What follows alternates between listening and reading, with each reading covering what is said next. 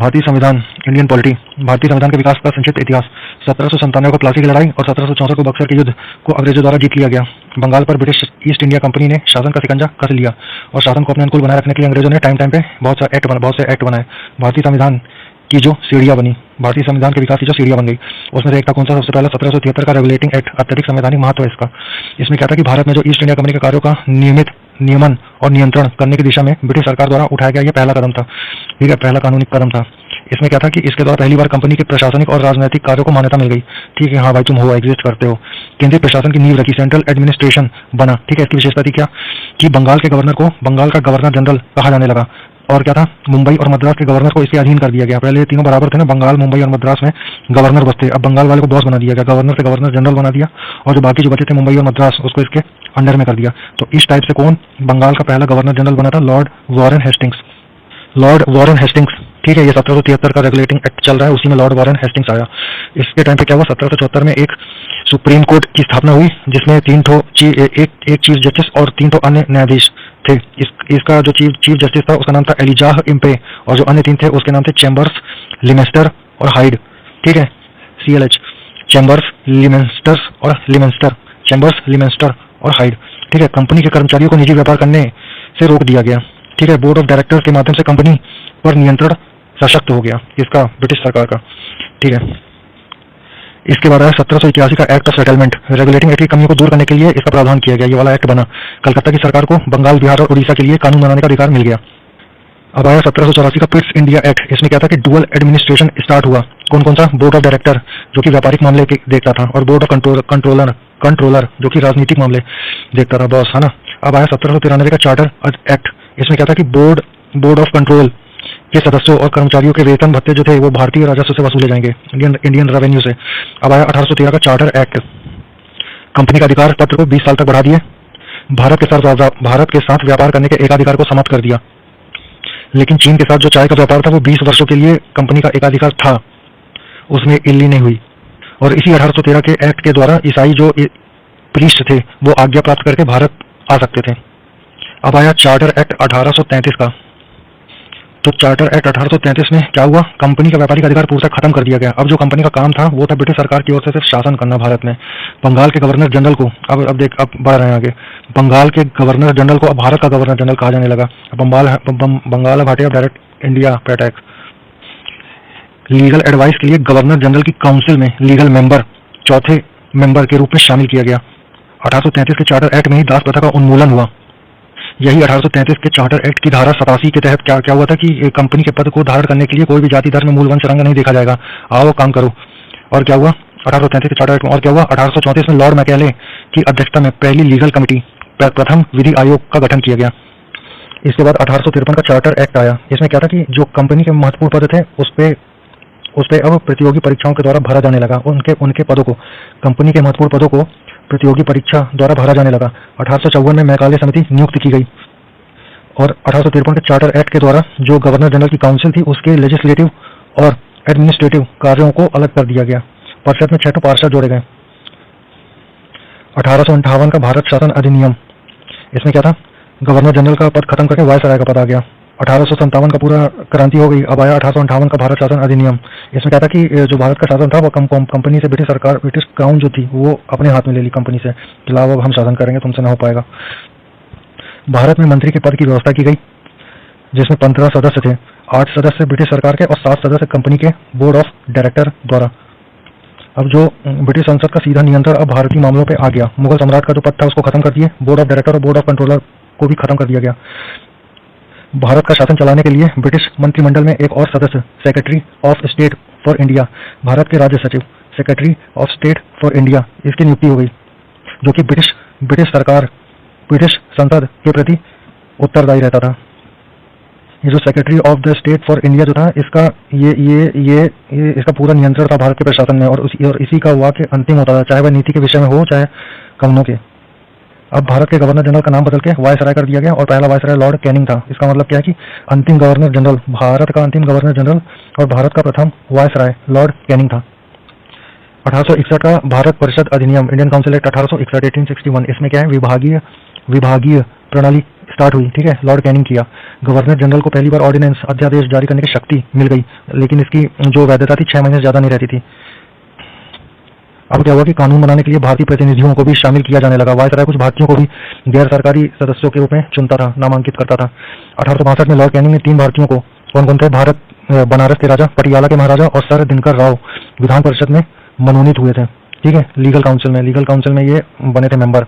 1873 का एक्ट, इस एक्ट में बोला गया कि ईस्ट इंडिया कंपनी को किसी भी समय भंग किया जा सकता है। फिर क्या हुआ कि 1 जनवरी 1884 को ईस्ट इंडिया कंपनी को औपचारिक रूप से भंग कर दिया गया। अब आया शाही उपाधि अधिनियम 1876, royal title act 1876। Governor general या फिर वायसराय की जो काउंसिल थी उसमें 6वें सदस्य को नियुक्त करके लोक निर्माण विभाग का उसको कार्य सौंपा। भाई तू अब देख, कल्याण कर सबका। अब क्या है हमारा, क्या है, 28 अप्रैल 1876 को महारानी विक्टोरिया को भारत की इम्प्रेस साम्राज्ञी घोषित कर दिया गया डील में। अब आया 1892 का इंडियन काउंसिल एक्ट 1892 का। इस एक्ट में क्या हुआ था कि इनडायरेक्ट इलेक्शन अप्रत्यक्ष चुनाव प्रणाली की शुरुआत हुई, इनडायरेक्ट इलेक्शन सिस्टम की शुरुआत हुई इसमें। अब बजट पर बहस करने और उससे प्रश्न काउंसिल से क्वेश्चन कर सकते थे, अब 1892 के इंडियन काउंसिल एक्ट में। फिर आया इसके बाद 1909 का इंडियन काउंसिल एक्ट, भारत परिषद अधिनियम 1909, मार्लियामेंटो सुधार इसको बोलते हैं। पहली बार मुस्लिम समुदाय के लिए अलग से निर्वाचन, है ना, सेपरेट रिप्रेजेंटेशन का उपबंध किया गया था इसमें। और लॉर्ड मिंटो को ही बोला जाता है सांप्रदायिक निर्वाचन का जनक, है ना, the father of communal election, ठीक है। सत्येंद्र प्रसाद सिन्हा वायसराय की कार्यपालिका परिषद एग्जीक्यूटिव काउंसिल के पहले भारतीय सदस्य बने, ठीक है भाई। सत्येंद्र प्रसाद सिन्हा वायसराय की एग्जीक्यूटिव काउंसिल के पहले भारतीय सदस्य थे। इनको लीगल मेंबर, विधि सदस्य बनाया गया था, लीगल मेंबर बनाया गया था इनको। 1909 में लॉर्ड मार्लेमेंटो जो था, दोनों अलग अलग थे। लॉर्ड मार्ले जो था वो इंग्लैंड में भारत का स्टेट सेक्रेटरी था, और जो लॉर्ड मिंटो था वो भारत का वायसराय। देख ले भाई, देख मार्लेमेंटो जो बाद में आया, मिंटो, है ना, वो था वायसराय, और जो पहले है वो क्या है, भारत का स्टेट सेक्रेटरी, भारत का राज्य सचिव है ये। अब आया क्या 1919 का गवर्नमेंट ऑफ इंडिया एक्ट, इसको बोलते हैं मॉन्टेग्यू चेम्सफोर्ड सुधार। सेंटर में बाईकैमरलिज्म, द्विसदनात्मक विधायिका की स्थापना की गई। पहला था स्टेट काउंसिल और दूसरा था सेंट्रल लेजिस्लेटिव, ठीक है, और दोनों को समान अधिकार प्राप्त थे। लेकिन अंतर यह था कि बजट पर स्वीकृति करने का अधिकार जो था निचले सदन स्टेट काउंसिल को था। भारत में डायरकी द्वैध शासन प्रणाली स्टार्ट हुई कब, 1919 के गवर्नमेंट ऑफ इंडिया एक्ट से। इसमें क्या हुआ था कि द्वैध शासन प्रणाली डायरकी स्टार्ट हुई थी, लेकिन जो प्रांतों में डायरकी का जनक जो था, फादर ऑफ डायरकी कौन था, द्वैध शासन का जनक लियोनस कार्टियस था। प्रांतों में द्वैध शासन का जनक लियोनस कार्टियस था। यही 1919 गवर्नमेंट ऑफ इंडिया एक्ट में लोक सेवा आयोग, पब्लिक सर्विस कमीशन के गठन का प्रावधान किया गया। और 1926 में ली आयोग, 1923 का ली कमीशन जो था 1923 का, उसकी सिफारिश पर सिविल सेवकों की भर्ती के लिए क्या बना, सेंट्रल पब्लिक सर्विस कमीशन, है ना, केंद्रीय लोक सेवा आयोग का गठन किया गया। सांप्रदायिकता के आधार पर, ठीक है, सांप्रदायिकता के आधार पर सिखों, ईसाइयों और आंग्ल भारतीयों और यूरोपियों के लिए अलग से निर्वाचन के सिद्धांत को विस्तारित किया गया। सेपरेट इलेक्शन इनके लिए करवाया गया अलग अलग, ठीक है। पहली बार केंद्रीय बजट को राज्यों के बजट से अलग कर दिया गया। वैधानिक आयोग का गठन किया गया, ठीक है, स्टैट्यूटरी कमीशन का गठन किया गया, जिसका जो कार्य था वो 10 वर्ष के बाद जांच करना था और अपनी रिपोर्ट प्रस्तुत करना था इसको संसद को, ब्रिटिश। 1919 का जो गवर्नमेंट इंडिया एक्ट 1919, जिसको मॉन्टेग्यू चेम्सफोर्ड सुधार बोलते हैं, यही जो था, इसी में जो था पहली बार भारत में महिलाओं को वोट करने का अधिकार मिला था। उस टाइम पे इंग्लैंड का जो प्रधानमंत्री था लॉर्ड जॉर्ज था। अब आया government of India act 1935, Bharat शासन अधिनियम, ठीक है। इसमें 321 आर्टिकल, अनुच्छेद थे, 321 अनुच्छेद थे, आर्टिकल, है ना, 10 अनुसूचियां थी, मतलब शेड्यूल, है ना। अखिल भारतीय संघ, अब देख, ऑल इंडिया फेडरेशन का हुआ इसमें। इस संघ में 11 ब्रिटिश प्रांतों में 6 चीफ कमिश्नर के क्षेत्रों से और बाकी उन देशी रियासतों से मिलकर बनना था ये वाला अखिल भारतीय संघ, है ना। ये 11 ब्रिटिश प्रांतों, 6 चीफ कमिश्नर और उन देशी रियासतों से मिलकर बनना था जो स्वेच्छा से सम्मिलित होना चाहें। दूसरा क्या है, प्रांतीय स्वायत्तता, प्रोविंशियल ऑटोनॉमी। इसमें क्या है कि द्वैध शासन की व्यवस्था का अंत कर दिया गया, डायरकी खत्म हो गई, ठीक है। प्रांतों में, प्रोविंसेस में डायरकी खत्म कर दिया गया। अब क्या है कि संवैधानिक आधार प्रदान किया गया भाई, डायरकी, अब इसको संवैधानिक आधार दिया गया, है ना। डायरकी को संवैधानिक आधार दिया गया, मतलब ये बना रहेगा, है ना। बना कहाँ है ये प्रांतों में जो है, प्रोविंसेस में डायरकी खत्म हो गई, ये है मेन चीज। अब क्या है, केंद्र में डायरकी आ गई, तो केंद्र में द्वैध शासन की स्थापना हो गई, ठीक है, और प्रोविंसेस में हट गई। तो अब क्या है कि इस एक्ट में जो लेजिस्लेटिव पावर्स थी वो केंद्र को और प्रांतीय विधानमंडलों के बीच में अलग अलग कर दिया गया, ठीक है। कौन कौन सा बना, यूनियन लिस्ट बना, प्रोविंशियल लिस्ट बना और कॉन्करेंट लिस्ट बना। संघ सूची, प्रांतीय सूची और संवर्ती सूची का निर्माण हुआ, यही 1935 के गवर्नमेंट ऑफ इंडिया एक्ट में। यही 1935 के गवर्नमेंट ऑफ इंडिया एक्ट में इसमें क्या दिया गया, रेसिडुअल लेजिस्लेटिव पावर मतलब अवशिष्ट विधायी शक्तियां वायसराय को दी गई 1935 के एक्ट में, गवर्नमेंट ऑफ इंडिया एक्ट में, ठीक है। और इसमें और क्या था कि फेडरल कोर्ट की व्यवस्था की गई थी। इसमें फेडरल कोर्ट की व्यवस्था की गई, एक तो चीफ जस्टिस होता था और दो अन्य न्यायाधीश थे। न्यायालय से संबंधित अंतिम शक्ति प्रीवी काउंसिल लंदन की होती थी। ब्रिटिश, यही 1935 का ही चल रहा है, गवर्नमेंट ऑफ इंडिया एक्ट। इसमें क्या है, ब्रिटिश संसद की सर्वोच्चता, इस एक्ट में किसी भी प्रकार के परिवर्तन का अधिकार ब्रिटिश संसद के पास ही था, ठीक है। प्रोविंशियल लेजिस्लेचर और संघीय व्यवस्थापिका, है ना, ये लोग कुछ नहीं उखाड़ सकते रहे। अब आया क्या, भारत परिषद का अंत, मतलब इंडियन काउंसिल खत्म। क्या हुआ इसमें खत्म इंडियन काउंसिल, है ना। अब क्या है, सांप्रदायिक निर्वाचन पद्धति का विस्तार किया गया, कम्युनल इलेक्शन इसको बढ़ाए गए, फेडरल और ये क्या है, यूनियन और प्रोविंशियल, है ना। लेजिस्लेचर में क्या हुआ कि विभिन्न संप्रदायों को प्रतिनिधित्व देने के लिए सांप्रदायिक निर्वाचन पद्धति को जारी रखा गया, मतलब ये अभी भी चालू है, कम्युनल बढ़ा रहे हैं, है ना। इसमें क्या हुआ, इसका विस्तार करके क्या, दलित जाति, महिलाओं और मजदूर वर्ग तक किया गया इसका विस्तार। प्रस्तावना नहीं था, प्रियम्बल नहीं था इस अधिनियम में, 1935 में प्रियम्बल नहीं था। क्या इसके द्वारा बर्मा को भारत से अलग कर दिया गया और अदन को इंग्लैंड के औपनिवेशिक कार्यालय के अधीन कर दिया गया, और बरार जो प्रांत था उसको मध्य प्रांत में मिला लिया गया। रिजर्व बैंक की स्थापना हुई 1935 के गवर्नमेंट ऑफ इंडिया एक्ट में। अरे 1935 उसी टाइम पे तो हुआ था आरबीआई भी। और क्या, मताधिकार का विस्तार किया गया, वोटिंग राइट्स बढ़ाए गए और 10% जनसंख्या को मताधिकार मिल गया इससे, बहुत बढ़िया। अब क्या है, 1947 का भारतीय स्वतंत्रता अधिनियम, ठीक है, इंडियन इंडिपेंडेंट एक्ट 1947। इसमें क्या था, कि 18 जुलाई 1947 को स्वीकृत हो गया ये। इसमें क्या था कि 20 धाराएं थी, 20 सेक्शंस थे, है ना। इसमें एक्चुअल में था क्या कि दो डोमिनियन बनेंगे, भारत और पाकिस्तान, और जब तक नया संविधान नहीं बनेगा तब तक 1935 का गवर्नमेंट ऑफ इंडिया एक्ट, इसी के अकॉर्डिंग शासन चलेगा भारत का। देशी रियासतों पर ब्रिटेन की सर्वोपरिता खत्म हो गई। जो ये बांग्लादेश का सिलाहट जिला था, वो 1947 का जो इंडियन इंडिपेंडेंस एक्ट है 1947 का, उसके लागू होने के पहले ही जनमत संग्रह करा लिया रहा, बोला कि मैं पाकिस्तान जाऊंगा, पाकिस्तान के पक्ष में मत दिया था ये। अब आया क्या, भारतीय संविधान सभा, constituent assembly of India, cabinet mission की संस्तुतियों के आधार पर भारतीय संविधान का निर्माण करने के लिए कॉन्स्टिट्यूशनल असेंबली संविधान सभा का गठन 1946 जुलाई 1946 में किया गया। कैबिनेट मिशन के सदस्य सर ये क्रिप्स था, लॉरेंस था और अलेक्जेंडर था, ऐसे याद रख। कैबिनेट मिशन का सदस्य था कार्ल क्रिप्स था, अलेक्जेंडर और लॉरेंस था। भारत के लिए संविधान सभा की रचना हेतु संविधान सभा का विचार सर्वप्रथम स्वराज पार्टी ने 1924 में दिया था। कॉन्स्टिट्यूएंट असेंबली संविधान सभा के सदस्यों की कुल संख्या 389 निश्चित की गई थी, जिसमें 292 प्रांतीय ब्रिटिश प्रांतों के प्रतिनिधि थे और 4 जो थे चीफ कमिश्नर क्षेत्र के प्रतिनिधि। 93 ठोक देशी रियासतें थी, प्रिंसले स्टेट, ठीक है। और इस मिशन की योजना के अकॉर्डिंग क्या था कि जुलाई 1946 में संविधान सभा का चुनाव हुआ और 389 सदस्यों में से 296 सदस्यों में चुनाव हुए। 389 सदस्यों में से प्रांतों के लिए 296 सदस्यों पर चुनाव हुए, जिसमें कांग्रेस 208 और मुस्लिम लीग 73 सीट पाई और 15 अन्य लोग पाए। 9 दिसंबर 1946 को कॉन्स्टिट्यूएंट असेंबली की पहली बैठक हुई दिल्ली में। 9 दिसंबर 1946 में काउंसिल चैम्बर के पुस्तकालय भवन में नई दिल्ली में हुई संविधान सभा की पहली बैठक 9 दिसंबर 1946 को। सभा के सबसे बुजुर्ग सदस्य डॉक्टर सच्चिदानंद सिन्हा को सभा का अस्थायी सदस्य बनाया गया, अध्यक्ष बना गया। मुस्लिम लीग ने इस बैठक का बहिष्कार कर दिया और पाकिस्तान के लिए बिल्कुल अलग संविधान सभा की मांग करने लगे। हैदराबाद ऐसी देशी रियासत थी जिसके प्रतिनिधि संविधान सभा में घंटा शामिल नहीं हुए थे। साधारण 10 लाख की आबादी पर एक स्थान का आवंटन किया गया था, ऐसा तो प्रतिनिधित्व था संविधान सभा में। क्या था कि 10 लाख पर एक आदमी था। जो संचालन समिति थी उसका अध्यक्ष डॉक्टर राजेंद्र प्रसाद था। ऑपरेशनल स्टीयरिंग, है ना, ऑपरेशनल कमेटी जो संचालन समिति थी उसका अध्यक्ष डॉक्टर राजेंद्र प्रसाद था। संघीय संविधान समिति, फेडरल कॉन्स्टिट्यूएंट असेंबली, इसका अध्यक्ष था नेहरू, पंडित जवाहरलाल नेहरू। प्रांतीय संविधान समिति, प्रोविंशियल कॉन्स्टिट्यूशनल कमेटी, इसका था वल्लभ भाई पटेल। प्रारूप समिति, ड्राफ्टिंग कमेटी, इसका अध्यक्ष था भीमराव अम्बेडकर। संघ शक्ति समिति, जवाहरलाल नेहरू था इसका अध्यक्ष। मौलिक अधिकार वाला, फंडामेंटल राइट और माइनॉरिटी के ऊपर जो परामर्श वाली समिति थी उसके थे सरदार वल्लभ भाई पटेल। राष्ट्र ध्वज संबंधी एडहॉक कमेटी, है ना, नेशनल फ्लैग की एडहॉक कमेटी जो बनी थी उसके थे झंडा समिति, है ना, इसके थे राजेंद्र प्रसाद झंड। मौलिक अधिकारों और अल्पसंख्यकों संबंधी परामर्श समिति की 2 उप समितियां भी थी, सब कमेटी थी इसकी। कौन सी थी?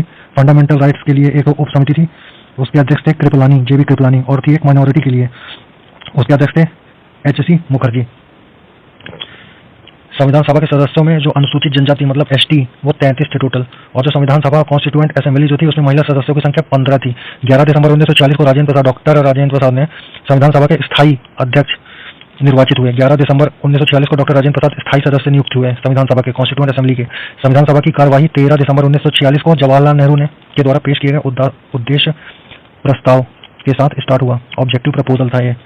22 जनवरी 1947 को ऑब्जेक्टिव प्रपोजल, यही उद्देश्य प्रस्ताव की स्वीकृति के बाद संविधान सभा ने संविधान निर्माण के लिए बहुत सारी कमेटियां बनाई। उसमें कौन कौन सी थी? वार्ता कमेटी थी, संघ संविधान फेडरल कॉन्स्टिट्यूशनल असेंबली थी कमेटी थी, प्रांतीय संविधान समिति थी, प्रोविंशियल कॉन्स्टिट्यूएंट कमेटी थी, संघ शक्ति कमेटी और ड्राफ्ट कमेटी थी, प्रारूप समिति था। ठीक है, और BN राव द्वारा तैयार किए गए संविधान के ड्राफ्ट पर विचार विमर्श करने के लिए संविधान सभा द्वारा 29 अगस्त 1947 को एक संकल्प पारित करके ड्राफ्टिंग कमेटी का गठन किया गया। ठीक है, और इसका अध्यक्ष किसको बना दिया? भीमराव अम्बेडकर को।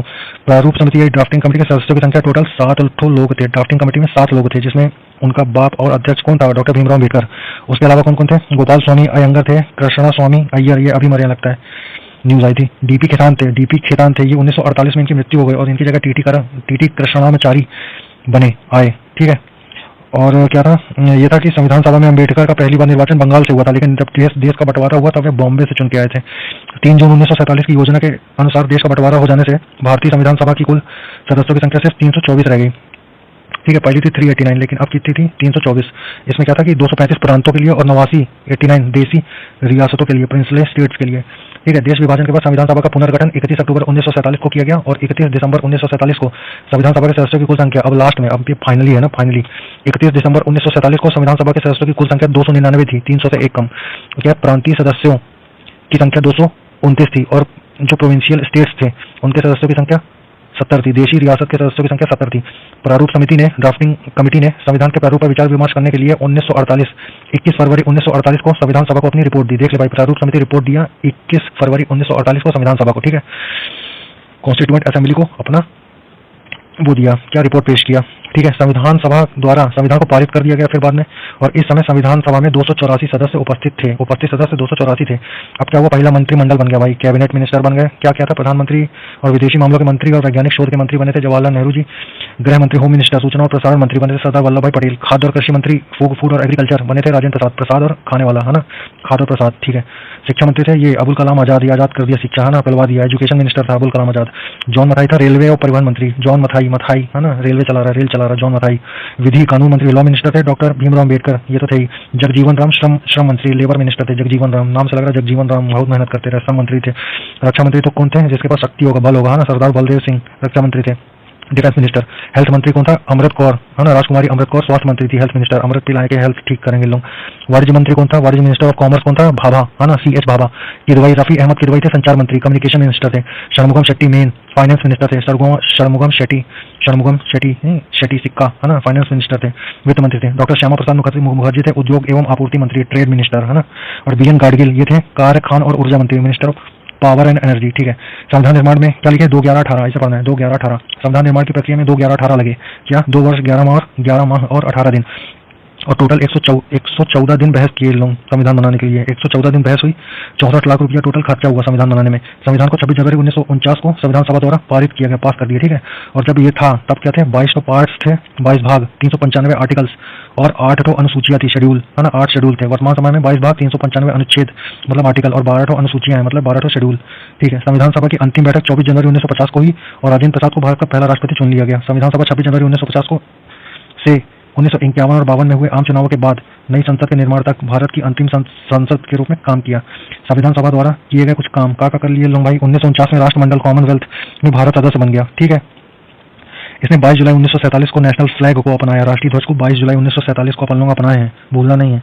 और 24 जनवरी 1950 को राष्ट्रगान, नेशनल एंथम 26 जनवरी से 2 दिन पहले, है ना, पहले जो मीटिंग हुई थी तभी ना कर दिए, बोले ये तो रहना ही चाहिए। तो 24 जनवरी 1950 को नेशनल एंथम और 26 जनवरी 1950 को नेशनल सॉन्ग, राष्ट्रगीत 26 जनवरी 1950 को और राष्ट्रगान जनगणमन, है ना, जनगणमन वाला 24 जनवरी 1950 को और वंदे मातरम वाला 26 जनवरी 1950 को। ठीक है, 26 जुलाई 1947 को गवर्नर जनरल ने पाकिस्तान के लिए अलग से कॉन्स्टिट्यूएंट असेंबली बनाने की घोषणा की। नेहरू के द्वारा प्रस्तुत जो उद्देश्य संकल्प में जो आदर्श प्रस्तुत किया गया है उसको संविधान की उद्देशिका में शामिल कर लिया गया, प्रियम्बल, है ना, प्रियम्बल में ले लिए हैं। नेहरू जो संकल्प पारित किया था। और क्या है, संविधान के 42वें संशोधन 1976 में हुआ। ठीक है, उसमें उद्देशिका प्रियम्बल में संशोधन कर दिए। ठीक है, समाजवादी ये लिया है, सोशलिस्ट, सेकुलर और ये डेमोक्रेटिक रिपब्लिक, ये है ना भारत में। तो क्या है भाई, ये प्रियम्बल में मुख्य बात क्या है कि प्रियम्बल को संविधान की कुंजी, प्रस्तावना को संविधान की कुंजी कहा है। प्रस्तावना संविधान का आरंभिक अंग होते हुए भी कानूनी तौर पर उसका भाग नहीं है। प्रस्तावना के अनुसार संविधान के अधीन समस्त शक्तियों का केंद्र बिंदु भारत के लोग ही होंगे, हम ही लोग होंगे। प्रस्तावना में क्या लिखा है? हम भारत के लोग हैं, इसलिए समझे। प्रियम्बल को न्यायालय में परिवर्तित नहीं किया जा सकता। ठीक है, यह निर्णय किसमें लिया गया था? Union of India versus Madan Gopal. ये union of India versus Madan Gopal 1957 में यह निर्णय लिया गया था कि प्रियम्बल में कोई न्यायालय कोई वो चेंज नहीं कर सकती है। बेरूवाड़ी यूनियनवाद 1960 में हुआ। इसमें क्या था कि सुप्रीम कोर्ट ने निर्णय लिया था कि संविधान की भाषा जहां पर शकी हो, संदिग्ध हो, वहां पर प्रस्तावना प्रियम्बल क्या है, लीगल एडवाइस देता है, ये लीगल सिलेक्शन में सहायता करता है, मतलब इसको देख के समझा जा सकता है। ये बेरूवाड़ी यूनियनवाद जो 1960 में हुआ था, इसमें सुप्रीम कोर्ट ने बोल दिया था कि प्रियम्बल को संविधान का भाग नहीं है, संविधान का अंग नहीं है प्रियम्बल। इसीलिए लेजिस्लेचर जो होते हैं वो प्रियम्बल में संशोधन नहीं कर सकते। परंतु सर्वोच्च न्यायालय, लेकिन जो केशवानंद भारती वर्सेस राज्यवाद हुआ था ये 1973 में, उसमें कहा गया था कि प्रियम्बल जो है संविधान का अंग है, इसलिए जो विधायिका है, संसद है, उसमें संशोधन कर सकता है। देख भाई, केशवानंद भारती वर्सेस जो केरल राज्यवाद था 1973 में हुआ था, उसमें बोला था कि प्रियम्बल जो होता है वो संविधान का अंग होता है, इसलिए जो लेजिस्लेचर है ना वो संसद संशोधन कर सकती है। और इसी में केशवानंद भारती वर्सेस केरल राज्यवाद 1973 में ही बोला गया था कि सर्वोच्च न्यायालय ने मूल ढांचा का सिद्धांत, थ्योरी ऑफ बेसिक स्ट्रक्चर दिया। यही सुप्रीम कोर्ट ने मूल ढांचा का सिद्धांत, थ्योरी ऑफ बेसिक स्ट्रक्चर दिया, और जो प्रियम्बल है, प्रस्तावना है, उसको संविधान का मूल ढांचा माना, मतलब माने लिया कि उसका अंग है। केशवानंद भारती वर्सेस केरल राज्य विवाद 1973 में मान लिया गया कि जो प्रियम्बल है वो संविधान का अंग है, ठीक है। लेकिन जो संसद जो है वो नकारात्मक संशोधन नहीं कर सकती है, लेकिन ऐसा संशोधन कर सकती है जो मूल ढांचे, जो बेसिक स्ट्रक्चर है, उसका विस्तार और उसको मजबूत करे। और फिर 42वां संशोधन हुआ, ठीक है, 42वां संशोधन हुआ 1976 में। इसमें क्या हुआ कि इसमें समाजवादी, सोशलिस्ट, पंथ निरपेक्ष, सेक्युलर और राष्ट्र की अखंडता, नेशनल इंटीग्रिटी जैसे शब्द जोड़े गए।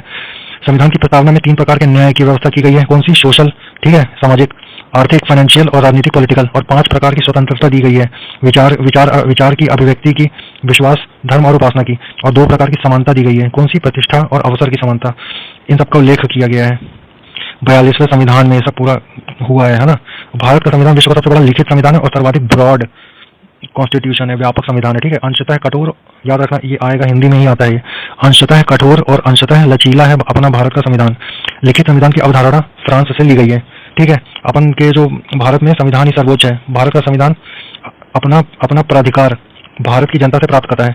भारत सरकार अधिनियम, गवर्नमेंट ऑफ इंडिया एक्ट 1935 1935 को संवैधानिक दस्तावेज है। यह वह संवैधानिक दस्तावेज है जिसका भारतीय संविधान तैयार करने में गहरा प्रभाव पड़ा, मतलब नकल पेले हैं भारत सरकार अधिनियम 1935 के अपन संविधान बनाने में, ठीक है। इसमें क्या हुआ कि भारत के संविधान में संघीय शासन शब्द का प्रयोग कहीं भी नहीं हुआ है, ठीक है। फेडरल शब्द का कहीं यूज नहीं हुआ है, लेकिन राज्यों का संघ लिखा है, ठीक है।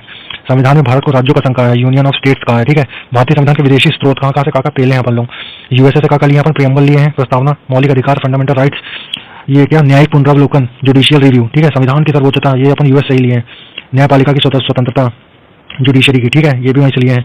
ये क्या है कि निर्वाचित राष्ट्रपति पर इम्पीचमेंट लिए हैं, कहाँ से? यूएस से ही इम्पीचमेंट लिए हैं, इसके ऊपर ट्रंप के ऊपर हुआ था। उपराष्ट्रपति, वाइस प्रेसिडेंट और सुप्रीम कोर्ट के न्यायाधीशों को हटाने की व्यवस्था ये अपन सब यूएस से लिए हैं, ठीक है। और याद रखना कि फाइनेंशियल इमरजेंसी जो है ये अपन यूएस से लिए हैं। फाइनेंशियल इमरजेंसी अपन यूएस से लिए हैं। प्रस्तावना लिए हैं, प्रियम्बल, मौलिक अधिकार, फंडामेंटल राइट्स, जुडिशियल रिव्यू अपन यूएस से लिए हैं, ये आता ही है। अरे भाई कैसा कर रहा है यार, जुडिशियल रिव्यू जो है यूएस से लिए हैं।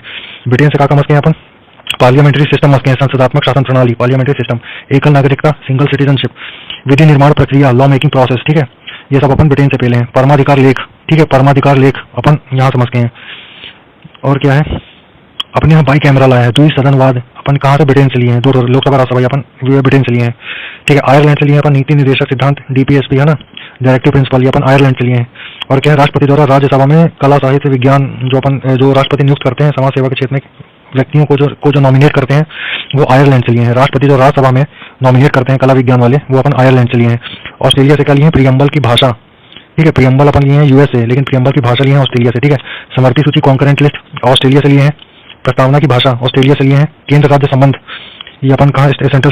सेंटर स्टेट और रिलेशन ये अपन ऑस्ट्रेलिया से लिए हैं। शक्तियों का विभाजन है ना इनके बीच में, ये अपन ऑस्ट्रेलिया से लिए हैं। संयुक्त बैठक जो होता है ज्वाइंट सेशन पार्लियामेंट का, या ऑस्ट्रेलिया से लिए हैं। अब देखते हैं जर्मनी से क्या लिए हैं अपन? इमरजेंसी, बस इमरजेंसी के दौरान राष्ट्रपति को फंडामेंटल राइट्स संबंधी शक्तियां, है ना, इमरजेंसी वाले जितने हैं जर्मनी से लिए हैं। कनाडा से क्या लिए हैं? फेडरल विशेषताएं, संघात्मक विशेषताएं। अवशिष्ट शक्ति कनाडा की है ना। अवशिष्ट शक्ति क्या? Residual power. अब क्या है कि संघ और राज्य के बीच में शक्ति का विभाजन कनाडा से लिए हैं। साउथ अफ्रीका से लिए हैं संविधान संशोधन, ठीक है, कॉन्स्टिट्यूशनल अमेंडमेंट, ठीक है, राज्यों के संसदों का निर्वाचन, ये तो ऐसे ही है। मेन क्या है कि साउथ अफ्रीका से लिए हैं अपन संविधान संशोधन। रूस से लिए हैं अपन फंडामेंटल ड्यूटीज, मौलिक कर्तव्य, रूस से मस्के हैं। जापान से लिए हैं विधि द्वारा स्थापित प्रक्रिया, प्रोसीजर एस्टेब्लिश्ड बाय लॉ, ठीक है। फ्रांस से क्या लिए हैं? गणतंत्रात्मक, रिपब्लिक, है ना। प्रस्तावना में स्वतंत्रता, समता और बंधुत्वता के आदर्श, ये अपन लिए हैं फ्रांस से, ठीक है। लिबर्टी, इक्वालिटी और फ्रेटर्निटी, ये अपन फ्रांस से लिए हैं। भारतीय संविधान में अनेक देशी और विदेशी स्रोत हैं, शामिल हैं, लेकिन सबसे ज्यादा अधिक प्रभाव किसका पड़ा है? गवर्नमेंट ऑफ इंडिया एक्ट 1935 का। ठीक है, 395 आर्टिकल में से 250 आर्टिकल 1935 के गवर्नमेंट ऑफ इंडिया एक्ट से लिए गए हैं, शब्दशः छुट्टा कॉपी। अब क्या भारतीय संविधान की अनुसूची शेड्यूल्स 12 अनुसूची है, मतलब 12 शेड्यूल है। कौन सी है? Tears of old PM, tears of old PM, tears में T territories and states, E emolument वेतन और भत्ता, है ना, ए अफर्मेशन और oath, R Rajya Sabha seat allocation, S scheduled areas. ये अपन टीयर्स ऑफ ओल्ड पीएम पढ़ रहे हैं। 12 का जो शेड्यूल है अनुसूची है उसको टीयर्स ऑफ ओल्ड पीएम। ठीक है, टी से टेरिटरी एंड स्टेट्स, ई से इमोल्यूमेंट्स, ठीक है, वेतन भत्ता, और ए से अफर्मेशन एंड ओथ शपथ वाला, आर से राज्यसभा में सीट का एलोकेशन, ठीक है, एस से शेड्यूल एरियाज, ओ से अदर ट्राइबल एरियाज, एफ से फेडरल लिस्ट। इसमें कौन कौन सी है? एफ से फेडरल लिस्ट है। ठीक है, इसमें कौन कौन सी है? यूनियन स्टेट और कॉन्करेंट लिस्ट, संघ राज्य संवर्ती सूची। इसमें क्या है? ऐसे याद रखना है, यूएससी यूनियन स्टेट और कॉन्करेंट लिस्ट, 3 तो लिस्ट है, यूनियन स्टेट और कॉन्करेंट लिस्ट, ऐसे याद करना है। 161-52 इसके सब्जेक्ट्स हैं, यूनियन लिस्ट, स्टेट लिस्ट और कॉन्करेंट लिस्ट के 161-52 ऐसे ही लाइन से। यूएससी 161-52 याद रख लो, इतने सब्जेक्ट ही हैं। ओ से अब टीयर्स ऑफ ओल्ड पीएम चल रहा है ना, टीयर्स ऑफ ओल्ड पीएम। ओ से आया ऑफिशियल लैंग्वेज, एल से आया, एल नोवा है ना, एल नोवा है, नोवा शेड्यूल है। लैंड रिफॉर्म भूमि सुधार से 10वां शेड्यूल है। डिफेक्शन से 52वां संशोधन 1985 को दल बदल शामिल किया गया है ना। पी से पंचायत है, 11वें अनुसूची में, 11वें शेड्यूल में पंचायत है। 1992 में 73वां संशोधन हुआ था, 19 सब्जेक्ट है पंचायत में। और फिर लास्ट में 12वें अनुसूची में आया एम म्यूनिसिपालिटीज 1993 में, है ना, 74वां संशोधन किया था, इसमें 18 सब्जेक्ट हैं। अब देखो फिर से 12 शेड्यूल है, कौन कौन से? Tears of old PM. ठीक है, पहली अनुसूची में आया टी से टेरिटरीज एंड स्टेट्स, दूसरे अनुसूची में आया ई से इमोल्यूमेंट पैसा वेतन भत्ते, तीसरे शेड्यूल में आया ए से अफर्मेशन एंड ओथ शपथ वाला, चौथे अनुसूची में आया आर राज्यसभा का सीट का एलोकेशन, 5वें अनुसूची में है, 5वें शेड्यूल में है एस, इसमें क्या है? शेड्यूल एरियाज देखा गया है। 6वें में है ओ अदर ट्राइबल एरियाज दिया है। 7वें शेड्यूल में है एफ फेडरल लिस्ट, जिसमें यूएससी है, यूनियन स्टेट और concurrent list 161-52 USC union state concurrent 161-52 ये है 7वें अनुसूची में। फेडरल लिस्ट में 3 तो लिस्ट है एफ से। 8वें अनुसूची में ओ से ऑफिशियल लैंग्वेज है। 9 से है एल से लैंड रिफॉर्म, 9वीं अनुसूची में 9वें शेड्यूल में एल से लैंड रिफॉर्म है, भूमि सुधार। 10वें अनुसूची में डिफेक्शन दल बदल। 11वें अनुसूची में पी से पंचायत 1992 में बनाई है, 73वें संशोधन में। याद रखना है कि ये पंचायत में 29 सब्जेक्ट होते हैं, 29 विषय हैं। और 12वां अनुसूची 12वां शेड्यूल में है एम से क्या? नगर पालिका म्यूनिसिपालिटीज 1993 में हुआ, 74वें संशोधन के बाद। तो म्यूनिसिपालिटी नगर पालिका को है 18 नगर पालिका के 18 सब्जेक्ट है और पंचायत के 29 सब्जेक्ट हैं। 28 राज्य 8 केंद्र शासित प्रदेश है अपने यहाँ। संविधान के 69 मतलब 69वें संशोधन के द्वारा दिल्ली को नेशनल कैपिटल राष्ट्रीय राजधानी का दर्जा दिया गया। ठीक है भाई, यही वाला शेड्यूल एक बार बुक से पढ़ लेते हैं। टीयर्स ऑफ ओल्ड पीएम तो आई गया। ठीक है, पहली अनुसूची पहला शेड्यूल में क्या है? राज्यों का संघ है, यूनियन एंड इट्स टेरिटरी। ठीक है, वर्णित किया गया पहले अनुसूची में। अब दूसरे अनुसूची में क्या है? वेतन और भत्ते किसके? राष्ट्रपति, राज्यपाल, लोकसभा का अध्यक्ष, उपाध्यक्ष, राज्यसभा का सभापति, इन सबके वेतन भत्ते और पेंशन की व्यवस्था की गई है दूसरे अनुसूची में। और अब क्या है? तीसरा अनुसूची, इसमें क्या है कि शपथ ओथ एंड अफर्मेशन चाहिए इसमें, पद ग्रहण के समय ली जाने वाली शपथ को लेकर। ठीक है, बहुत सारे पदाधिकारी जब लेंगे, मंत्री, सुप्रीम कोर्ट के जज, ये वो शपथ का है। ठीक है, चौथी अनुसूची में क्या है? राज्यों एवं संघीय क्षेत्रों का राज्यसभा में प्रतिनिधित्व। ठीक है, चौथे अनुसूची में राज्यसभा का प्रतिनिधित्व। 5वीं अनुसूची में SC/ST का दिया है, SC/ST का प्रशासन और नियंत्रण के बारे में उल्लेख है। 6वीं अनुसूची में है असम, मेघालय, त्रिपुरा, मिजोरम, है ना, त्रिपुरा, मेघा, मजासम, मतलब त्रिपुरा, मेघा, मिजोरम और असम राज्यों के जनजातीय क्षेत्रों के प्रशासन के बारे में प्रोविजन है। 7वें अनुसूची में है केंद्र और राज्यों के बीच शक्तियों का बंटवारा। ठीक है, 7वें में सूचियां हैं। कौन सी? संघ राज्य संवर्ती सूची, यूनियन स्टेट और कॉन्करेंट लिस्ट। ठीक है, यूनियन लिस्ट में क्या है? 100, इसमें केंद्र सरकार कानून बना सकता है। इसमें 97 विषय पहले थे, अभी कितने हैं? 100। ठीक है, और कौन कौन से हैं? ये क्या है? यूनियन लिस्ट में प्रतिरक्षा, विदेशी मामले, युद्ध एवं शांति, रेल, डाक, परमाणु शक्ति, बड़े चीज आते हैं। अब क्या है? राज्य सूची, स्टेट लिस्ट, इसमें राज्य सरकार कानून बनाती है। राष्ट्रीय हित के संबंध में केंद्र सरकार भी बना सकती है। ठीक है, पहले क्या थे? 66 विषय थे, अभी कितने हैं? 61 विषय हैं, अभी वर्तमान में 61 विषय हैं। ठीक है, राज्य सूची मतलब स्टेट लिस्ट में शामिल कौन से विषय हैं? पुलिस, जेल, स्थानीय शासन, कृषि, जन स्वास्थ्य। ठीक है, अब आया कॉन्करेंट लिस्ट, संवर्ती सूची, इसमें दिए गए विषय पर केंद्र और राज्य दोनों कानून बना सकती है, परंतु कानून के विषय में समान होने पर केंद्र सरकार द्वारा बनाया हुआ कानून ही मान्य होगा। राज्य सरकार का कानून केंद्र सरकार के कानून बनने के साथ खत्म हो जाता है। संविधान के लागू होने के समय संवर्ती सूची में 47 विषय थे, लेकिन अभी कितने हैं? 52 विषय हैं संवर्ती सूची में, जिसमें दोनों कानून बना सकते हैं। देख ले भाई कौन सी? दीवानी और फौजदारी, सिविल और क्रिमिनल कानून, क्रिमिनल लॉ बनाने की प्रक्रिया, ये सब किसमें है? ये संवर्ती सूची में है। विवाह, तलाक भी संवर्ती सूची में है। शिक्षा संवर्ती सूची में तो है ही, संवर्ती सूची मतलब कॉन्करेंट लिस्ट। ठीक है, शिक्षा संवर्ती सूची में है। आर्थिक नियोजन मतलब क्या, इकोनॉमिक प्लानिंग, ठीक है, ये सब किसमें है, संवर्ती सूची में, कॉन्करेंट लिस्ट में। समाचार पत्र भी है, वन बिजली, ये सब संवर्ती सूची कॉन्करेंट लिस्ट में है। 8वीं अनुसूची में 22 भाषा का उल्लेख है। मूल जो अनुसूची थी 8वीं, उसमें 14 भाषाएं थी, सिर्फ 14 भाषाएं। फिर क्या हुआ कि 1967 में 21वां संशोधन हुआ, जिसके कारण सिंधी को बनाया गया। 1992 में 71वां संशोधन हुआ, उसमें कोकड़ी, मणि, नेपाली को 2003 में, और 2003 में 92वां संशोधन हुआ, जिसमें मैथिली, संथाली, डोगरी और बोडो को 8वीं अनुसूची में शामिल किया गया। 8वीं अनुसूची में छुट्टा देख ले, 22 भाषा है, मूल 14 भाषा थी। फिर क्या हुआ कि 1967 में 21वां संशोधन हुआ, सिंधी को जोड़ा गया। 21 सिंधी, ठीक है। और क्या 1992 में 71वां संशोधन हुआ, इसमें कोंकणी, मणि, नेपाली को जोड़ा गया। 2003 में 92वां संशोधन हुआ, जिसमें बोडो, डोगरी, मैथिली, संथाली ना, या फिर बोडो, मेथी, डोगा, संथा, ठीक है, बोडो, मेथी, डोगा, संथा, बोडो, मैथिली, डोगा मतलब डोगरी, संथा मतलब संथाली को जोड़ा गया 2003 में। 92वां 92 है ना, 92 लिखा है संशोधन करके, ठीक है। अब क्या है, 9वीं अनुसूची, ये अनुसूची प्रथम संविधान संशोधन अधिनियम 1951 के द्वारा जोड़ी गई। ये 8 तो मेन थी, अब 9वीं जुड़ना स्टार्ट हो रही। यह अनुसूची, यह शेड्यूल प्रथम संविधान संशोधन अधिनियम 1951 द्वारा जोड़ा गया। इसमें क्या था कि संपत्ति के अधिग्रहण की विधियों का उल्लेख किया गया है। सम्मिलित विषयों को नाले में चुनौती नहीं दे पाओगे भैया, ठीक है, छोटा छोटा पिलर जाओगे। और इस अनुसूची में 284 एक्ट्स हैं, अधिनियम है। अब तक ये मान्यता थी कि 9th शेड्यूल जो है 9वीं अनुसूची में, जो कानून की न्यायिक समीक्षा, जुडिशियल रिव्यू है ना, न्यायिक समीक्षा नहीं की जा सकती। लेकिन क्या हुआ कि 11 जनवरी 2007 को यह निर्णय लिया गया, संविधान पीठ के एक निर्णय के द्वारा यह स्थापित किया गया कि 9वीं अनुसूची में सम्मिलित जो भी कानून को इस आधार पर चुनौती दी जा सकती है कि वह बस फंडामेंटल राइट का उल्लंघन न करता हो, ठीक है। तो इसमें क्या है कि सुप्रीम कोर्ट जो है इन कानूनों की समीक्षा कर सकता है।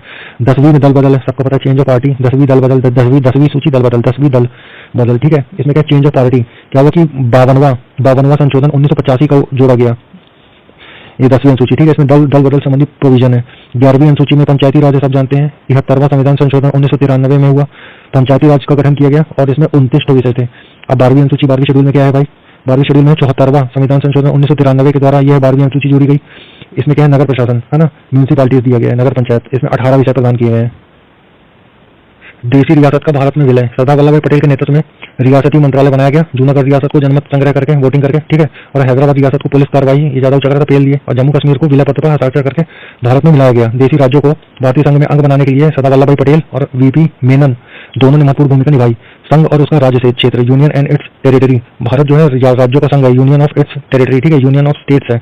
भारत जो है राज्यों का संघ, यूनियन ऑफ स्टेट है। इसमें 28 और 8 है, 28 राज्य और 8 केंद्र शासित प्रदेश, मतलब 8 यूनियन टेरिटरी है, ठीक है। दादर नगर हवेली दमन दीव का विलय के पश्चात राजधानी दमन हो गया, मतलब D3 रखना है, D3 पहला डी है दादर नगर हवेली, दूसरा डी है दमन दीव, और तीसरा डी है इनकी राजधानी दमन, ठीक है, D3, ठीक है। अनुच्छेद 1 में क्या दिया है कि भारत जो है राज्यों का संघ है, ठीक है, यूनियन ऑफ स्टेट्स है, ठीक है, ये है अनुच्छेद पहले में दिया गया। अनुच्छेद 2 में क्या दिया है कि संसद जो है कानून बनाकर न राज्यों को प्रवेश करवा सकती है, और उनकी स्थापना की शक्ति दी गई है, इसमें संसद कर सकती है। दूसरे आर्टिकल में दिया गया है कि नए राज्यों का प्रवेश और स्थापना की शक्ति संसद की विधि द्वारा की जा सकती है, ठीक है, लॉ बनाकर। अनुच्छेद 3 में, आर्टिकल 3 में लिया गया है कि नए राज्यों का निर्माण बना सकती है, अपने अंदर ही जो है, अपने ही मतलब देश में नए राज्यों का निर्माण कर सकते हैं। वर्तमान राज्यों के क्षेत्रों और सीमाओं के नामों को परिवर्तन भी कर सकते हैं, संसद लॉ बनाकर। ये आएगा संविधान में 22 भाग होते हैं। पहले भाग में वही दिया, सामने रिपीट है, यूनियन ऑफ स्टेट्स, ठीक है। संघ और उसका राज्य क्षेत्र किसमें है, पहले भाग में है, ठीक है। इसमें क्या है, 1 से 4 तक अनुच्छेद है, पहले भाग 1 से 4 तक अनुच्छेद है, यूनियन एंड इट्स टेरिटरी। दूसरे भाग में नागरिकता है, 5 से 11 तक, आर्टिकल 5 से 11 तक नागरिकता है ना, सिटीजनशिप, ठीक है। मौलिक अधिकार है, तीसरे भाग में मौलिक अधिकार, तीसरा अधिकार है ना, 3 अधिकार डाल ले। मौलिक अधिकार, फंडामेंटल राइट्स तीसरे भाग में है। चौथे भाग में 4, ठीक है, 4 DPSP, 4 है ना, चौथा बोलना। चौथे भाग में क्या है, DPSP है, 36, आर्टिकल 36 से 51 तक। मौलिक अधिकार है 12 से 35 तक, सॉरी। मौलिक अधिकार फंडामेंटल राइट्स है, आर्टिकल 12 से 35 तक। नागरिकता भाग 2 में है, आर्टिकल 5 से 11 तक, ठीक है। और तीसरे भाग में मौलिक अधिकार फंडामेंटल राइट्स 12 से 35 तक, आर्टिकल 12 से 35 तक। चौथे भाग में नीति निर्देशक तत्व, आर्टिकल 36 से 51 तक, मतलब DPSP 4 हुआ, नीति निर्देशक तत्व DPSP 4 हुआ ना, तो ये भाग 4 का है। और भाग 4 का मूल कर्तव्य, फंडामेंटल ड्यूटीज, ये किसमें रखा गया है, 51वें आर्टिकल 51वां का A, ठीक है। अब आया क्या, 5वें भाग में संघ दिया गया, संघ 52, आर्टिकल 52 से 151 तक। फिर क्या है कि भाग 6 में दिया गया है राज्य स्टेट, ठीक है, आर्टिकल 152 से 237 तक। अब मेन पढ़ लेते हैं। 8वें में संघ राज्य क्षेत्र दिया है, यूनियन टेरिटरी, ठीक है, 239, आर्टिकल 239 से 242 तक, ठीक है। फिर दिया गया 9वें भाग में दिया गया पंचायत, ये आएगा नो पंचायत, ऐसे बोलते हैं नो पंचायत नो पंचायत नो पंचायत। 9वें भाग में, 9वें भारतीय संविधान के 9वें भाग में पंचायत है, आर्टिकल 243 में, ठीक है। आर्टिकल 9A में, ये आर्टिकल बोल रहा हूँ, भाग 9A में नगर पालिका, मतलब नगर पालिका है ना, म्यूनिसिपालिटीज। आर्टिकल 243 ता से 243 यार छा पता नहीं कहाँ लिखा है, सरकारी समितियां देख ले भाई, कोऑपरेटिव कमिटीज है। भाग 9 का खा सहकारी समितियों से संबंधित है, ठीक है। भाग 10 अनुसूचित और जनजातीय क्षेत्र, शेड्यूल्ड ट्राइब्स एरियाज, ठीक है। और भाग 11 में संघ और राज्यों के बीच संबंध बताया गया है। भाग 12 में वित्त संपत्ति और संविदाओं और वाद दिया गया है। भाग 13 में भारत के राज्य क्षेत्र के भीतर वाणिज्य समागम भाग 13 में दिया गया है। मेन पढ़ लेते हैं। भाग 14 में यूनियन और स्टेट के अधीन सेवाएं दी गई हैं, बताया गया है इसमें, ठीक है। भाग 15 में निर्वाचन है, भाग 15 में इलेक्शन है, इलेक्शन भाग 15 में है। भाग 16 में कुछ वर्गों के संबंध में विषय उपबंध है, कोई मतलब नहीं है। भाग 17 देख भाई, राजभाषा 17 है, राजभाषा 17 बोलना है, राजभाषा 17, ठीक है। भाग 17 राजभाषा मतलब ऑफिशियल लैंग्वेज, राजभाषा 17, ठीक है। भाग 17 राजभाषा ऑफिशियल लैंग्वेजेस, ठीक है, ऑफिशियल लैंग्वेजेस, ठीक है। 18वां भाग 18 आपात, ऐसे बोलना, 18 भाग 18 आपात इमरजेंसी भाग 18 में, ठीक है। कब 352 आर्टिकल 352 से 360, ठीक है। भाग 19 प्रक्रियड, ठीक है, मिसलेनियस प्रोविजन आर्टिकल 361 से 367 तक, ठीक है। भाग 20 संविधान संशोधन मतलब आर्टिकल 368, ठीक है। भाग 21 अस्थायी संक्रमणकालीन ट्रांजिशनल व विशेष उपबंध दिए गए हैं, ठीक है, स्पेशल अमेंडमेंट वाले, स्पेशल पर्पस वाले, ठीक है। देख भाई राज्यों का रीऑर्गेनाइजेशन हुआ अब, ठीक है। नहीं भाई अभी देख ले भाई, भाग भी देख लेना यार। भाग 20 में है संविधान संशोधन आर्टिकल 368 में, ठीक है। भाग 21 में अस्थायी संक्रमणकालीन व विशेष उपबंध टेम्पोरेरी ट्रांजिशनल और विशेष उपबंध, ठीक है। ये भाग 21 में। भाग 22 में है संक्षिप्त नाम प्रारंभ हिंदी में प्राधिकृत पाठ और निरसन, ठीक है। एक है राज्यों का पुनर्गठन, रीऑर्गेनाइजेशन चल रहा है। भाषा के आधार पर राज्यों का पुनर्गठन करना सही है कि नहीं, इसकी जांच के लिए क्या किए कि संविधान सभा के अध्यक्ष जो राजेंद्र प्रसाद थे, उन्होंने इलाहाबाद के रिटायर्ड जज है ना एसके धर की अध्यक्षता में 4 सदस्यों की नियुक्ति कर दी। भाई आयोग बनाओ और बताओ कि क्या ये सही है कि नहीं। तो ये लोग बोले विरोध कर दिए, लोग बोले भैया सही नहीं है, लेकिन प्रशासनिक सुविधा के आधार पर अगर तुम करोगे तो हम तुम्हारा समर्थन करते हैं। फिर धर आयोग बना, धर आयोग बनाया गया। धर आयोग में क्या हुआ कि इसकी परीक्षा करने के लिए कांग्रेस कार्य समिति ने जयपुर अधिवेशन में जवाहरलाल नेहरू, देख भाई धर आयोग के निर्णयों की परीक्षा यही था ना, यही धर आयोग बना था ना। तो इसकी समीक्षा करने के लिए कांग्रेस कार्य समिति ने अपने जयपुर अधिवेशन में जवाहरलाल नेहरू, पटेल और पट्टाभी सीतारामैया, जेवीपी समिति, जवाहरलाल नेहरू वल्लभ भाई पटेल और पी से क्या पट्टाभी सीतारामैया, ठीक है, जेवीपी समिति की धर आयोग की जांच करने के लिए जेवीपी समिति का गठन किया गया, ठीक है। भाषाई आधार पर राज्यों का पुनर्गठन की व्यवस्था को छुट्टा खारिज कर दिए लोग। जेवीपी समिति जो थी नेहरू, पटेल और सीतारामैया की, वो रिपोर्ट के बाद मद्रास राज्य के तेलुगु भाषीय पोटी, वो जब रिपोर्ट दी है, जेवीपी कमेटी जब रिपोर्ट दी कि बोली ना हो पाएगा भाई भाषाई आधार पर डिवाइड, तो क्या हुआ जब ये रिपोर्ट दी तब मद्रास राज्य के तेलुगु भाषी ने, मद्रास प्रांत का तो तेलुगु बोलता है, उसका नाम है पोटी श्री रामुलु, उसके नेतृत्व में आंदोलन स्टार्ट हो गया, पता नहीं कैसे जिंदा है। 58वें दिन के आमरण अनशन के बाद 15 दिसंबर 1952 को रामुलु की मृत्यु हो गई, अपना काम कराने के लिए खाना नहीं खा रहा था। 15 दिसंबर 1952 को रामुलु की मृत्यु हो गई, ठीक है। रामुलु की मृत्यु के बाद प्रधानमंत्री नेहरू ने तेलुगु भाषियों के लिए पृथक आंध्र प्रदेश के गठन की घोषणा की। 1 अक्टूबर 1953 को आंध्र प्रदेश राज्य बन गया, ठीक है। और वह राज्य, यह राज्य स्वतंत्र भारत में भाषा के आधार पर गठित पहला राज्य था। आंध्र प्रदेश की राजधानी कुरनूल थी उस टाइम पे, कुरनूल, ठीक है। और राज्य पुनर्गठन आयोग के अध्यक्ष फजल अली थे। ये जो राज्य पुनर्गठन आयोग के अध्यक्ष थे ये फजल अली थे।